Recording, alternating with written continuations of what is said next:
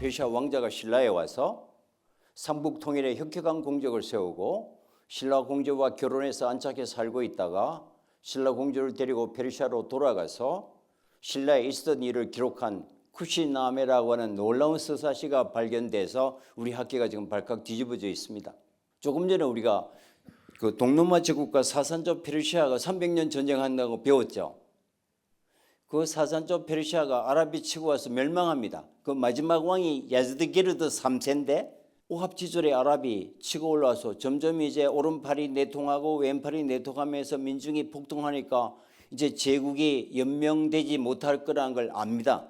그래서 야즈드게르드 3세 황제가 자기 왕자 피루즈를 부릅니다. 내가 조상의 땅을 지키다가 장렬하게 죽을 테니 너는 반드시 살아남아서 당나라로 피신해서 내 원한을 갚아달라 하면서 자기 자식과 왕실 가족들을 중국 당나라에 망명시키고 처절하게 장렬 전사하면서 사산조 페르시아가 멸망합니다. 중국이 또 오랫동안 좋은 관계였으니까 그 왕실 가족을 보호해 주다가 651년에 중국 당나라 고종과 새로운 아랍 제국 사이에 공식 외교관계를 수립합니다. 새로운 수법하오니까. 그러니까 중국 입장에서는 적국의 왕실 가족을 보호하기가 어렵잖아요. 이제는 곤란하다. 좀 떠나라. 그래서 내칩니다. 노잣돈을 좀 줘서. 여기까지는 중국 당나라 역사와 페르시아 역사와 이슬람 역사에 나와 있는 명확한 역사적 사실입니다. 이 친구들이 내친 이후에 역사에서 사라집니다. 이게 쿠시나메라고 하는 페르시아 서사시에서 신라에 등장하는 겁니다. 기가 막힌 거죠.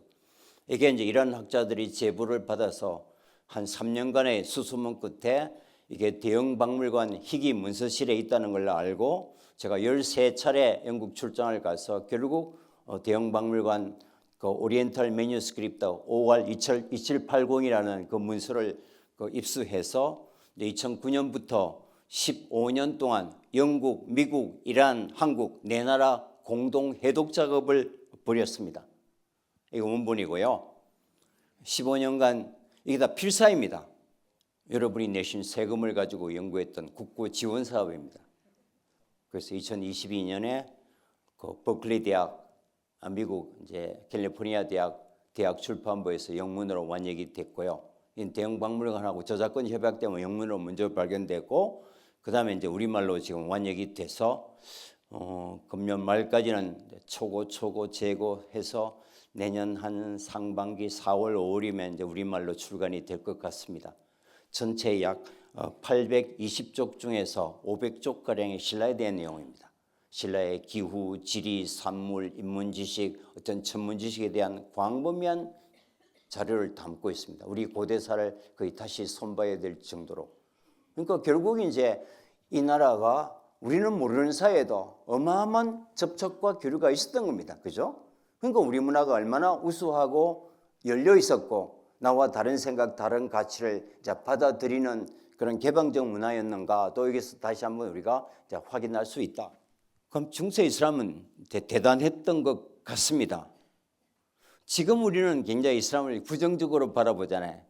과연 중세 때 유럽은 이슬람을 어떻게 바라봤을까? 물론 뭐 종교적인 이단 때문에 시선은 곱지 않았겠지만 그 우수한 학문과 문화와 그런 과학적 전통에 대해서는 지식사회가 무시할 수는 없었겠죠. 어떤 교황이나 대중들은 힘들었더라도.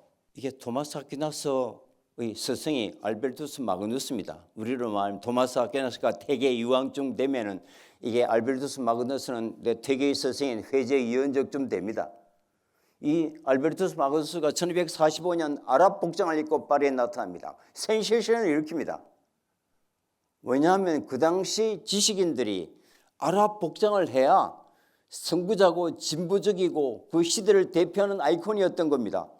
그 대스승이 아랍 복장을 입고 나니까 그때 지식인 행세를 하는 유럽 학자들이 아랍 복장을 하지 않으면 지식인 행세를 못하는 겁니다.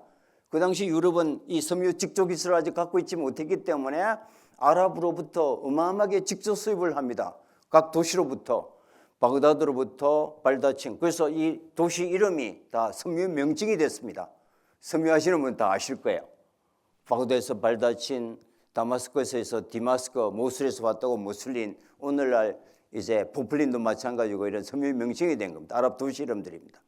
르네상스 최고의 학자 화가가 미켈란젤로는 다 아시잖아요. 미켈란젤로 뭐 초상화 많지만 터보너스 미켈란젤로는 여러분 처음 보셨죠? 자기 친구 줄리아노 부갸르디니에게 이제 그걸 보고 자기도 많이 그렸죠. 미켈란젤로 친구한테 초상화 좀 그려달라고 부탁합니다. 터보너스 미켈란젤로 2점을 그려줍니다. 그 오사마 빈 라덴 수준이잖아요. 그 당시 르네상스 최고의 학자였던, 철학자였던, 예술가였던, 조각가였던 미켈란젤로가 이런 모습을 해야 이게 지식과 시대를 앞서가는 상징적 아이콘이었던 겁니다. 그러니까 지금 생각은 많이 다르죠. 대중 전체가 그랬던 건 아닙니다. 그런데 토마스 아퀴나스가 이슬람학의 대가였습니다. 코란도 다 공부하고요, 아랍어도 공부했다는 걸 우리가 알고 있습니다. 그런데 토마스 아퀴나스는 이제 중세 때만 해도 평정하고 있는 이슬람의 그 권위나 도전으로부터 위협에 뜨는 유럽을 지켜야 될 신학자로서의 절대적 미션이 있겠죠. 그래서 이슬람을 연구했지만 그 해악을 분석해서 대중들에게 흔들리지 않게 그런 무장적 이론을 만들어줍니다. 토마스 아퀴나스는 이슬람에 대한 해박한 지식을 갖추어 있었고 이슬람을 연구해서 이슬람의 4가지 해악에 대해서 주장합니다. 이슬람은 진리를 왜곡했으며 전쟁과 폭력의 종교이며 일부 다처를 허용하니까 무분별한 성적 접촉을 허용하는 종교이며 무함마드는 사탄의 꼬임에 빠진 거짓 예언자다. 이 4가지 토마스 아퀴나스의 정리가 그 후 500년 이상 유럽의 인식세계가 이슬람을 바라보는 인식의 기초가 됩니다. 이게 이제 사실 이슬람 지성사 입장에서 보면 정말 끔찍한 결과로 나타났다. 관점이 이렇게 다른 겁니다. 토마스 아퀴나스의 이론을 이어받은 것이 여러분은 단테입니다. 단테 다 아시죠? 신곡 다 들어보셨잖아요. 유럽 최고의 금자탑이, 문학의 금자탑이 신곡이잖아요. 이 하나님의 품에서 벗어나서 사탄과 결탁하고 어떻게 오염에 찌드는 사람들에게 경종을 울리기 위해서 단테가 르네상스, 중세와 르네상스 과도기적 인물이죠. 지옥편을 쓰잖아요. 너 그런 짓 하면 지옥 간다. 정말 지옥을 끔찍하게 선연하게 사실적으로 단테가 묘사하잖아요. 그리고 이제 천국편과 연옥편을 씁니다. 그래서 뭐 초등학생들도 사실 단테의 신곡을 읽지 않으면은 그건 뭐 초등학교부터 배우는 거니까. 근데 단테 신곡의 지옥편에, 지옥은 이제 죄에 따라서 9개의 지옥의 구멍이 있잖아요. 지옥 원인데 7개 구멍 7원에 정확하게 이렇게 묘사했습니다. 이슬람의 창시자인 무함마드가 머리를 피와 구름이 흐르는 시궁창에 거꾸로 박아서 배가 갈라져서 내장이 널그러져서 구더기가 끓고 있는 인간이 형언할 수 있는 가장 흉측한 방법으로 지옥에 집어넣어놨습니다. 한 종교의 창시자를 유럽 문학의 금자탑 속에 이렇게 묘사해놨을 때 그걸 읽고 있던 젊은 아이들이 대학에 와서 다문화, 다종교 공존을 무리로는 배우지만 이 DNA는 없어지지 않는 겁니다. 이게 이제 유럽의 인식 세계에 깔려있는 이슬람 포비아의 뿌리 깊은 시작이다. 이걸 칸트가 이어받고 헤르드가 이어받고, 여러분 칸트 대단하지만 헤겔 대단하지만 헤겔의 입장이 뭔가요? 인종주의자의 효시잖아요. 서양 철학 하시는 분은 좀 미안하지만 헤겔의 입장은 그렇죠. 여러분 우리가 다 아시는 오리엔트에서는 한 사람만이 자유롭고 라틴 사람은 몇 사람만이 자유롭고 게르만족은 모든 사람이 자유롭다. 이런 인종주의 바탕으로 어떤 논리적 철학을 이제 전개해 갔고, 결국 헤겔은 아프리카 인들에게는 금둥이들에게는 인륜이나 지식이나 품이란 것을 고려해서는 안 된다. 그 역사 세계에서 지워버려야 된다. 이게 헤겔의 입장입니다. 물론 뭐 지금 시기로 보면 옛날 시기라고 하지만 이게 이제 20세기의 버나드 루이스로 이어집니다. 이 버나드 루이스와 아주 정교한 지적 담론을 벌였던 사람이 여러분 아시던 에드워드 사이드입니다. 에드워드 사이드 오리엔탈리즘 들어는 보셨죠? 뭐 어려워서 잘 읽히지는 않습니다만 그게 미국 이제 비평가 협회에서 뽑은 20세기 최고의 책이 에드워드 사이드의 오리엔탈리즘이잖아요. 에드워드 사이드가 팔레스타인 아랍 출신이면서도 감정적이고 격정적이 아니라 어떤 미국의 메커니즘에 따라서 미국 지성 세계에 있는 가장 품격 있는 방법으로 이 버나드 루이스와 주고받는 이 비판적 토론을 하는 겁니다. 이걸 이제 모았던 이제 결실이 에드워드 사이드 오리엔탈리즘인 겁니다. 이제 이게 이제 서양 지성사에서 이렇게 가르치지만 제가 이제 이스탄불 대학에서 유학하면서 이슬람 지성사를 배우니까 다 거꾸로 가르치는 거예요. 그래서 이제 그게 저한테 큰 지적인 충격이었고 어쩌면 여기도 동양의 일부고 서양보다는 우리 문화와 역사와 훨씬 더 깊고 뿌리 깊은 관계를 맺어 왔음에도 불구하고 왜 우리는 이렇게 어떤 서양의 모든 패러다임과 어떤 인식 체계와 서양사 이꼴 세계사라는 그 논리 속에서 우리가 인류사를 언제까지 우리가 바라봐야 되나 뭐 이런 우리가 문제의식을 이제는 이제 가질 필요가 있겠다. 그럼 서양에 영향을 끼쳤다는데 어떻게 영향을 끼쳤을까? 800년간 스페인을 이슬람이 지배하고 있었는데 스페인에 이제 톨레도에 세계 최대의 번역소가 있었습니다. 제로노미스 수도원에서 운영하는 여기서 전 세계 약 250명 정도의 석학들을 불러 모아서 아랍어로 정리해 놓았던 아리스토텔레스 그리스 로마어를 이걸 스페인어로 번역해서 다시 라틴어로 번역해서 유럽에 전해짐으로써 유럽의 르네상스가 일어나는 단단한 지식의 기초가 됩니다. 그래서 여러분 톨레도 가시면 톨레도 대성당에 그 엘 그레코 예수님 붉은 옷 벗기는 사진 그거 하나 보러 가시잖아요. 그거 보시고 나서 바로 유럽의 르네상스를 일으켰던 지식의 산실이 여기 있었구나도 같이 보고 오셔야 됩니다. 이 톨레도 대성당에 이제 번역소가 있었고 이게 한 축이 유럽에 전해져서 유럽의 르네상스가 아니라 또 한 축이 시칠리아가 261년간 이슬람이 지배하고 있던 시칠리아에서 축적된 이슬람이 바로 똑바로 올라가면 피렌체잖아요. 그 당시 피렌체는 메디치라고 하는 인문용광로가 펄펄 살아 있었습니다. 왜? 메디치가는 국제 금융을 내서 성장했기 때문에 세계 정세를 누구보다도 잘 압니다. 그래서 남쪽 시칠리아에서 꼽히고 있는 어마무시한 이슬람 과학과 문명의 업적을 받아들이지 않고서는 유럽의 미래가 없다는 걸 메디치가는 압니다. 그래서 메디치가가 인문용광로를 활짝 열고 시칠리아에 축된 걸 주워 담고 그걸 연구하기 위해서 레오나르도 다빈치, 미켈란젤로를 불러들여서 거기서 이제 서로의 관변학자잖아요, 그죠? 탑다운은 되지 않았지만 르네상스 꽃을 이제 피렌체에서 먼저 꽃 피우고 로마 교황의 입장에서도 이 거대한 흐름을 놓쳐서는 이제 교황청의 미래가 없다. 그래서 로마 교황청도 르네상스의 영광도를 엽니다. 그래서 미켈란젤로, 레오나르도 같은 천재들이 피렌체를 버리고 다 로마로 가잖아요. 그래서 로마에서 르네상스 꽃이 피면서 오늘날 우리가 아는 그 르네상스.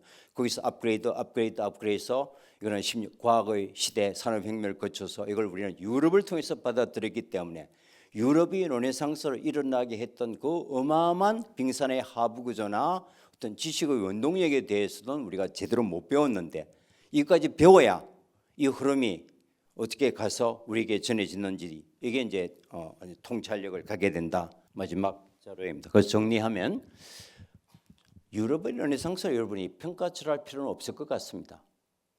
대단하죠. 근데 문화라는 것은 어느 날 하루아침 하늘에서 떨어지는 경우는 없다고 그랬잖아요.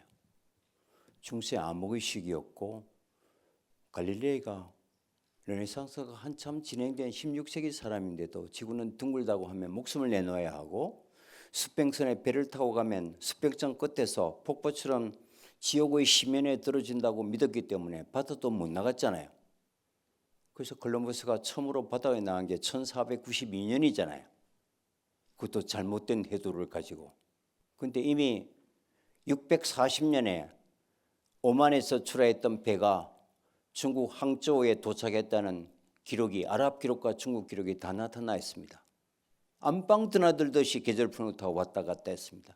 유럽의 르네상스가 일어나 유럽의 대항해 시대가 시작하기 800년 전에 아시아의 르네상스가 훨씬 규모도 크고 폭도 넓고 수준도 높았지만 아시아의 르네상스는 여러분 들어본 적이 없잖아요. 콜럼버스는 제노아 상인인데 지중해에서 놀기 때문에 이 대성에 대한 지식이 없었습니다. 그래서 가짜 해도를 가지고 각 점령한 스페인의 이사벨라 여왕에게 이걸 넣으니까 그때 막 포르투갈하고 경쟁하고 있었기 때문에 포르투갈한테 먼저 갔죠. 포르투갈은 아프리카를 탐험해봤기 때문에 그 해도를 뭐 엉터리란 거 압니다. 콜럼버스께. 그래서 리젝트 당하죠. 똑같은 해도로 이제 스페인에 가니까 포르투갈 경쟁 관계에 있던 이사벨라 여왕한테 물렸던 거죠. 그래서 산타 마리아를 지원해 있어서 어떻게 했네. 해도가 잘못됐으니까 거꾸로 가잖아요. 남쪽으로 가서 아프리카를 돌아서 인도로 가야 되는데 소발의 쥐잡기로 가다 보니까 신대륙을 발견하게 되는 거잖아요. 콜럼버스는 죽을 때까지 그게 인도인 줄 알았습니다. 그래서 우리는 거기 사는 사람들 우리가 인디안이라고 불렀습니다. 문명의 수치죠. 그래서 여러분이 미국 가서 인디안 그러면 이건 인종차별이 걸립니다. 지금은. 이런 끔찍한 말도 안 되는 이 코미디 같은 얘기를 그리고 우리가 아무런 비판 의식 없이 배워왔잖아요. 미국 가서는 네이티브 아메리칸입니다. 사람이 살고 있었잖아요. 그런데 자기가 잘못된 소발의 쥐잡기로 엉터리 해도를 가지고 그 죽을 때까지 인도라고 거기에 살던 사람들 인디안으로 그러고 지금도 아직도 우리가 뭐 인디안 부르고 살았다는 게 아이들에게 그렇게 가르쳐 왔다는 게 우리 세대로서는 책임을 져야 됩니다. 이제는 그렇게 안 가르칩니다. 교수 다 바뀌었습니다. 그러니까 이런 이제 하나하나가 우리가 고쳐나가야 되는 겁니다. 이게 잘못됐다. 이거 하자. 그거는 굉장히 저급하다 그랬죠. 한쪽 눈으로만 우리가 세상을 봐왔지만 그 가진 자에 의해서 가려졌던 그렇지만 소중한 우리 인류 역사에 결코 놓쳐서는 안 되는 그 문화적 가치와 그 정신을 우리가 함께 알아야 이게 이제 21세기 지식인들이 인문학을 공부하는 이유입니다. 정리하면 유럽의 르네상스가 일어나기 500년 전에 10세기의 바그다드 바이툴 히크마로 아랍의 르네상스가 꽃을 핍니다. 이게 스페인 톨레도에서 축적돼서 그리스 로마 문화를 유럽에 전해줘서 로마와 피렌체가 꽃을 핍니다. 그리고 바그다드발 아랍의 르네상스가 중앙아시아에 가서 티무르 시대의 중앙아시아의 르네상스를 만듭니다. 티무르 여러분 복근으로만 기억하잖아요. 사마르칸드에 세계 최대의 천문대가 있었고 지금도 남아 있습니다. 여기서 1024개의 별자리가 관측됐고 이 사마르칸드 천문대에서 관측된 1024개의 별자리의 데이터베이스가 결국 원나라 명나라를 가져서 조선의 과학 르네상스로 이어집니다. 지금 이게 연구가 되어 있고 이게 40년 연구했던 건국대학의 남성근 교수가 이 연구를 통해서 이번에 학술은 대상을 받았습니다. 근데 세종의 1420년대 세종의 과학 르네상스가 유럽의 르네상스보다 50년 이상 빠릅니다. 그런데 우리는 세종의 과학 르네상스에 대해서 별로 그냥 세종대왕이 했던 위대한 업적으로만 하는데 여러분 생각해 보세요. 고려 말 100년 무신정권입니다.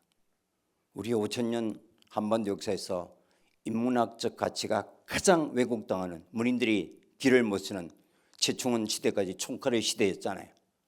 그리고 몽고 망할 때까지 80년간 몽골 지배를 받습니다.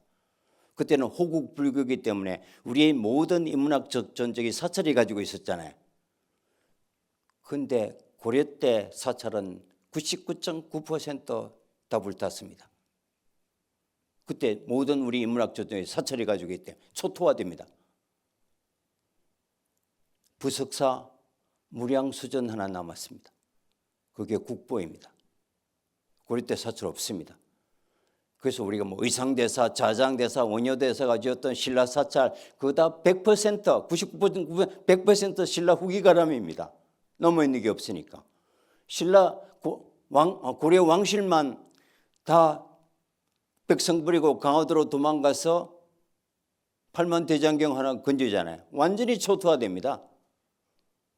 이런 민족의 대혼란 끝에 1392년 이성계가 조선을 건국합니다. 그리고 태종 이방원의 시대까지 왕자의 난입니다. 다 아시잖아요. 고륙상제 죽고 죽이는 대혼란입니다. 왕실고 민족이고 모두가. 근데 태종의 셋째 아들 이도 세종이 갑자기 등장해서 지금 눈으로 봐도 세계 최고 수준의 과학기기가 하늘에서 두두둑 떨어집니다. 혼천이, 해시계, 자경루, 질정산, 외팽 같은 세계 최고 수준의 과학 결실들이 갑자기 집현전을 중심으로 떨어져요. 외우는 역사에서는 가능할지 몰라도 실제 문화를 공부하는 입장에서는 있을 수 없는 일입니다. 세종의 과학 르네상스를 가능케 했던 지식의 하부 구조가 논리적으로 체계적으로 설명되지 않고서는 하늘에서 떨어지는 경우는 없습니다. 그죠? 이게 아랍의 르네상스가 티무르에서 축적되고 이게 원나라 명나라에 있다가 이과의 천재인 정인지가 김담 이순지라고 하는 과학자를 중국에 가서 1년간 유학하면서 이슬람 역법을 배워서 이게 우리가 칠정산 외편을 만듭니다. 이게 우리가 쓰고 있는 음력의 기초입니다. 그거 이제 티무르 제국의 르네상스가 티무르의 마지막 왕이 바부르입니다. 권력투쟁에 밀려서 이분이 쫓겨나서 남쪽으로 내려와서 무굴 제국의 창시자가 됩니다. 그러니까 결국 이 세는 같은 문화권입니다. 근데 티무르는 중앙아시아 어디 있는지 또 무굴 제국, 이 무굴 제국 때 만들었던 마스터피스가 뭔가요? 이게 타지마할이잖아요. 그러니까 이 문화를 주워 담고 가장 동쪽 끝에서 꽃을 핀 게 타지마할이고 이 문화를 업그레이드 가장 서쪽 끝에 가서 꽃을 핀 게 알함브라 궁전입니다. 같은 비슷한 시기죠. 그래서 건축가들이 남아있는 세계 최대의 두 예술 건축을 들라 동양의 타지마할, 서양의 알함브라 궁전이라고 얘기한단 말이죠. 이게 다 이슬람 궁전이죠. 두 개 다 르네상스가 일어나기 직전, 유럽의 르네상스보다 조금 빠른 시기들입니다.